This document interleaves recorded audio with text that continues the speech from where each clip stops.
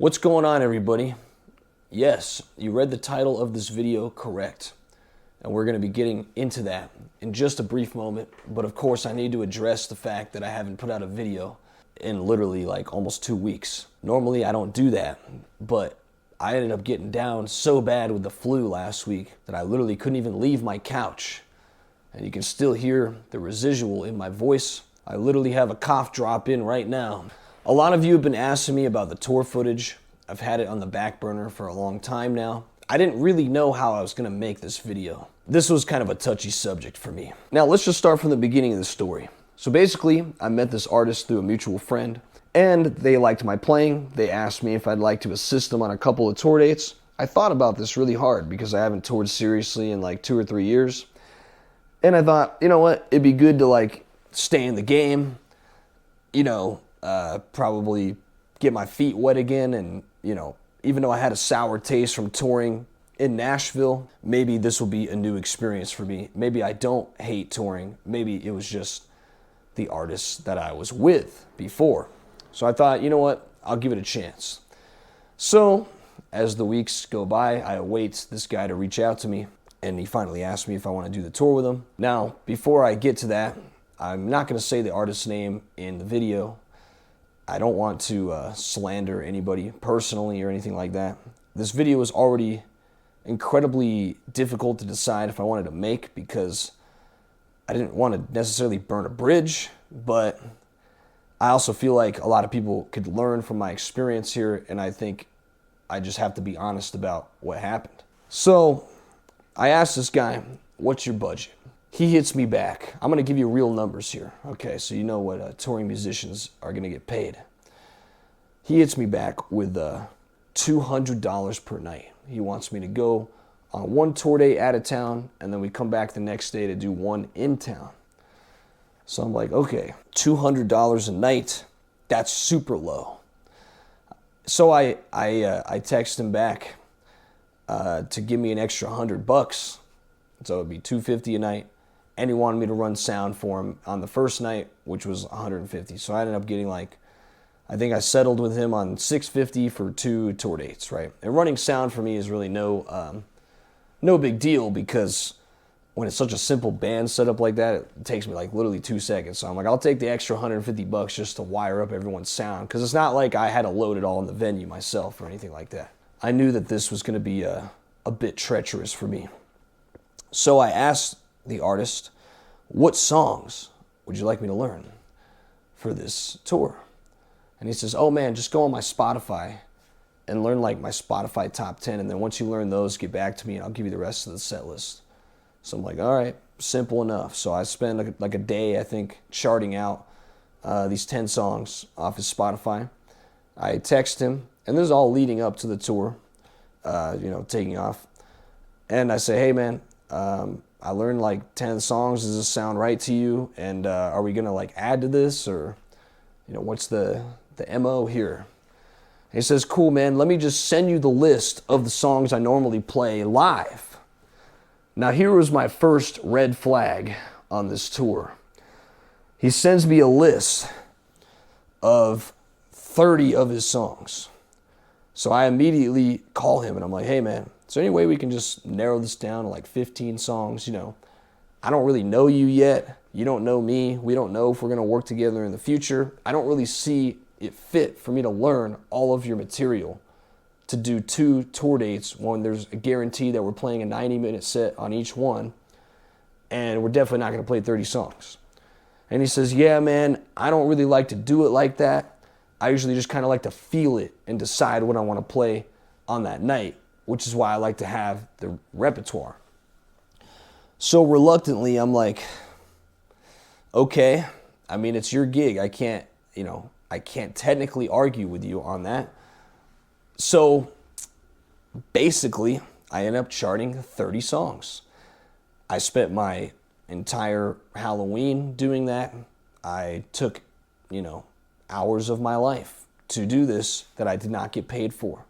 By the time I was done charting the songs, I think it was 35 songs. There were still 5 cover songs left over.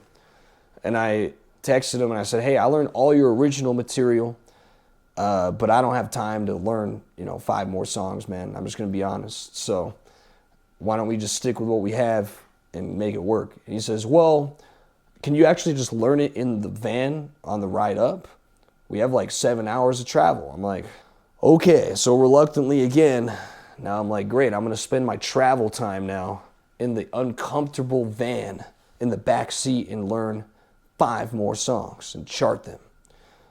So at this point, I'm feeling definitely like this is not going to be good. Now, some people call this a Nashville baptism, which is where artists like to make you learn all their songs basically, and you sometimes even pick ones you don't even know, like on the fly, and just be like, dude, it's this progression, play it. That's cool.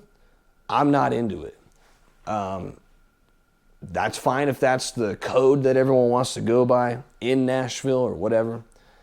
I just don't care about that, and I think it's unprofessional, in my opinion, to do that to artists or to a musician when they've never really heard your songs before and never really, they don't even know if they're going to play more than one show with you, right? So I kind of decided to take the high road on this because I was like, you know what? I haven't toured in like 3 years. I'm just going to deal with this situation. So leading up to the tour, leaving that is, I was initially under the agreement and understanding that the dates were Thursday to Saturday. Now, for those of you that don't know, I guess this is a shameless plug, but I teach from Sunday to Wednesday. All my private students, Sunday to Wednesday every week. That's my schedule. And then, I film videos like kind of in the middle of that schedule, and also, on the off days, obviously, my YouTube stuff. So I specifically told this guy that I cannot take off any days that I'm teaching. Like that's my main money. And really for me doing the tour thing, I don't really need it as income, if that makes sense. Like I'm not a musician that relies on playing live for income. So for me, this was really kind of like just a supplemental thing that I chose to pick up. So it wouldn't have like affected my wallet in that way if I didn't do it. I just saw it as extra money to pay for my LA trip to film the documentary of the collapse of the music industry. So I was like, that's kind of how I was weighing this out. So I told him, I said, hey man, here's my schedule. If it doesn't work for you, no hard feelings. If it does, great. And he says, that works for me. Well, not true, because leading up to the scheduled dates, he calls me a day before and says, hey man, or maybe it was like 2 days before. He's like, hey, we're going to leave on Wednesday at like this time. And I'm like, so I didn't say anything because I was going to take the high road. I was like, okay, I'm thinking in my head, like Wednesday, we literally agreed on Thursday through Saturday. So like now I didn't realize that we have to leave on Wednesday to get there, right? And keep in mind, the first venue is like 7 hours away from where we live. But I was thinking we would leave on the same day that we were going to play the show. Like leave, get there, set up, play the show, go to the hotel. That's how we used to do it in Nashville anyways. Like if it was like pretty close like that. And so he spurs this on me at the last moment. And I'm like, all right, Wednesday, I guess I'm thinking in my head, all right, I only have like a few students that day. It's not as heavy as my other days. I guess I'll just try to move them. Luckily, I was able to do that. So I didn't lose my regular money. Because that would have really pissed me off, to be honest, if, this ended up like evening out and not actually being extra money. Like that it wouldn't have made sense, right? I'm very profit-minded when it comes to doing tour dates because it's already like treacherous as hell. So like if you're going to do something treacherous to your mind and body, you might as well make money, right? So I'm very like, make money oriented when it comes to doing anything with touring. So I was like, all right, fair enough. At this point, multiple red flags before we even do anything together.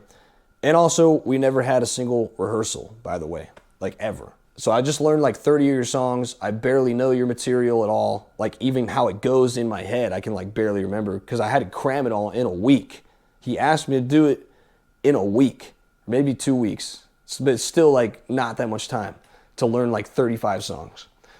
So I pretty much was already, under the impression that I'm probably going to do this show and forget on like how like half the songs go until I actually hear the band start playing them. So there was one last question I realized I had forgot to ask this guy before leaving for the tour, and it literally dawned on me at the last minute. I'm like, hey man, I call him like, per diem on this thing? I totally forgot to ask you that. Which I don't know why I forgot that. You would think that'd be like the first thing you would ask when you negotiate. So I kind of figured I screwed myself at this point by not asking that like right up front, but I figured, you know what, I'm gonna try to save it anyways. So I said, what's the per diem, man?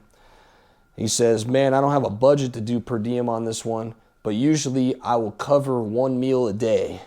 And then on the venue's also gonna cover one meal. So I'm thinking, okay, that should be financially doable as long as like a dinner or something is covered a day. So I'm relying on that for this thing. But I also know in the back of my head, like, okay, there is a chance that this guy is not going to follow through on any of that and I'm going to be on my own. So I decided to meal prep like pounds of food, bro. Like I just brought my huge Yeti bag. I'm like, I am not spending money on tour. Like I do not care. I will spend $0. I think the only money I spent was on Starbucks. But needless to say, comes to Wednesday morning, I show up with my little backpack, and I'm very simple when it comes to touring. I like to travel light. I don't want to lift stuff. So I just bring my Tone X in a backpack, no pedals. That's it. All my presets already set up for the show. And I'm like, hey, I'm good. Guitar, Tone X, that's it. And I get into the van, and they just basically said, hey, pick, wherever you want to sit. Everyone has their own row. I get in the van. I start seeing other members get into the van. And I think I had about 2 words exchanged with them before we left. And then nobody spoke to me for 7 hours in the van. Like literally 0 words. Like I'm just sitting in the back. I'm like, these people like hate me or what? Like I actually kind of tried to make some small talk at first, and like nobody said anything, and I was just like, okay, I guess this is the kind of environment that it's going to be, right? I'm usually used, if I'm like a new person on a tour, I'm usually used to like everybody wanting to talk because they want to get to know you and like see if you're a good hang and all that, in advance and kind of like understand your personality. But like in this case, nobody talked to me for 7 hours, bro. So I thought that was really weird and like kind of, it felt almost like hostile. I'm not even gonna lie. I'm not saying it was that, but it was just kind of weird. So finally we get to our destination after 7 hours of driving. And I've also learned the rest of the songs I have to learn. Get to the hotel, go to sleep. Wake up the next morning. Load all the gear, right? So let me fast forward you through this day. We get to the venue at 9 o'clock. We're told we're going to play at 3 o'clock. Progressively throughout the day, the time gets pushed back further and further. All of a sudden, now we're playing at 7 o'clock.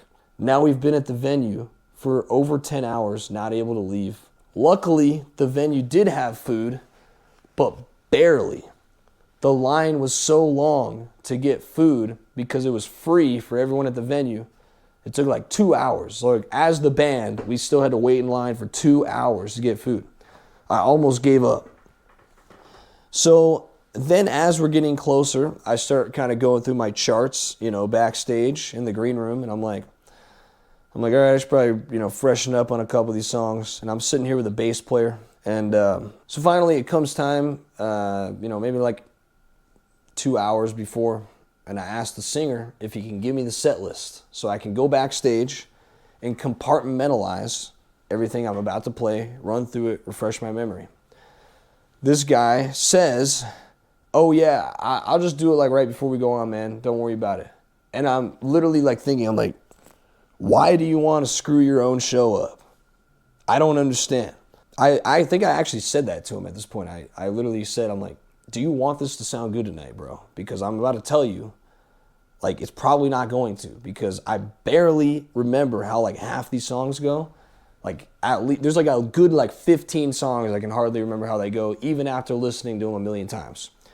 Because for some reason, when the songs are like 1-4-5 every single song, that actually feels harder to remember than like if it's more complicated. I know that sounds weird, but if there's no riffs at all, and you're just like improvising everything over that chord progression in a different key, it's like Very difficult to remember that. So all I have is the chart at this point to rely on. And I kind of just plan. I'm like, all right, I think I'm going to end up improvising this entire gig.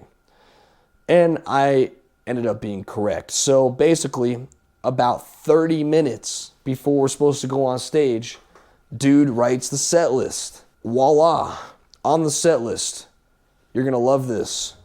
5 songs that I've never played in my entire life are on, like literally never played in my life are on the set list. Like never was told about them in advance, never knew or expected them to be on there. Just adds them on. And like a couple of them are covers, you know. On top of that, changes the key of like at least 3 or 4 or 5 songs on the set list from like what I initially had charted out. Now, normally, that would not be much of a problem because, you know, you're just going off Nashville number system. But in this case, I did not know the songs well enough to feel confident in doing that many key changes in a row. Even as a seasoned musician, like who's done touring like this all the time, that felt pretty stressful. So I go to the singer, I'm like, hey man, you want this to sound good? Because I don't even know, man. Like, you just changed the key on a bunch of stuff, essentially. And he says, he's like, dude, just have fun with it, man. He's like, I'll kind of like nod to my guitar on the key. Well, his version of changing a key is just moving the capo over a fret. My version is like rethink the entire thing right now, right? So it's a lot different. So in my humble opinion, this show ended up just being like an absolute train wreck. I think I actually did kind of okay for what it was. Like, I pretty much just ended up resorting to single notes and just improvising the entire gig at that point because I didn't even know the key like half the time of the song. Like there was a couple times in the set where he actually changed the key like from what he even wrote on the set list. Like just on the fly, I'd be like, okay, I guess we're playing this a half step up from the normal key. And then he would like turn his guitar with the capo. I'm like, what is that supposed to tell me, bro? I thought it was a train wreck. And I think his band actually had a little bit of sympathy for me by the end of the show. Because they actually came up and they were like, hey man, I know that you think it didn't go well, but it actually was like pretty good. And I'm like, yeah, whatever, man. I don't think this was good. Now, he did not comment. I don't think he thought it was good. And I didn't either, so I'm not worried about it. The vibe was weird. It was a weird vibe.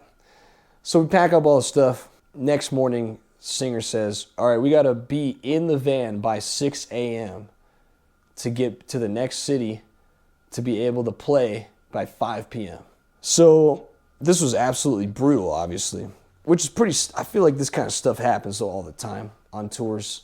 Like, any kind of low-budget tour like this kind of stuff's bound to happen. You're loading all your own gear, no per diems and stuff. Like, you're waking up at 6 a.m. So I wasn't, like, too surprised by that, but it was absolutely brutal. Like, I was just wrecked. Like, you go to bed at, like, midnight, and then it's like, yeah, wake up at 5, get in the van by 6, bro. So I felt like, I don't know.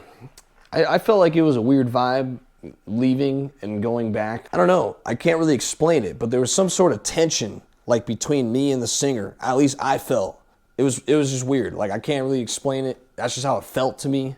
Nothing specifically was like said in a way that made it feel like that, but the next day felt pretty weird. By the time we were going back on the road, I almost thought about bailing out of the show, like the next one. Because at this point, I emotionally was like drained, where I just had like such a bad time with this band that I almost was like, when we get back, I might just hop in my car and just no one's ever going to see me again. I would never do that because I'm a professional at the end of the day, but this thought did run through my head. I'm not going to lie. Like, I was having a miserable time. For one, my body was wrecked from no sleep. My emotions were wrecked from like the constant changes and like shifty behavior going on. And my self-esteem somewhat was wrecked by just completely bombing the first night. I just didn't feel good about that at all. Needless to say, I did go to the second night. We did play that show. I did better on the next show. In fact, I guess I did much better to the point where his drummer came up to me and was like, hey, bro, if I like your solos and stuff, that means it's good. I don't know who they hired before that. So I guess I saw some redemption the second night. But I will say the singer never came up to me and said, nice job, nothing. Which I don't really need that. Like, it's not like my ego's bruised or something. But usually when you have like somebody new working with you, I like someone to let me know if I'm doing a good job for them or not, you know. And I never got that confirmation. So like I said, maybe he hated everything I played. I don't know. I did get the songs much better though, like the second night. You know, I think if we would have had a rehearsal before doing this, everything would have gone better from the beginning. But like I said, basically the first show was a rehearsal, you know. And you know, the irony to the whole thing is the second night, the dude basically recycled the set list from the first night. So I was like, why couldn't we have just done that from the beginning? Everything the second night was good, but I think I had such a sour taste from the first night that, and like leading up to that, everything, that I've kind of decided at this point that I never want to play live ever again.